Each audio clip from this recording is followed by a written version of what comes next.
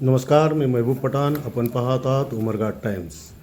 उमरगा तालुक्यातील पेठसंगी येथील मुस्लिम कब्रस्तानमध्ये असलेल्या लिंबाच्या झाडावर उगवले आहे वडाचे झाड.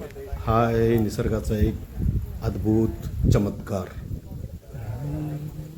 हे आपण आपल्या डोळ्याने एक सुंदर दृश्य निसर्गाचे पाहावे. अंदर से आएगा त्याची ते कैसे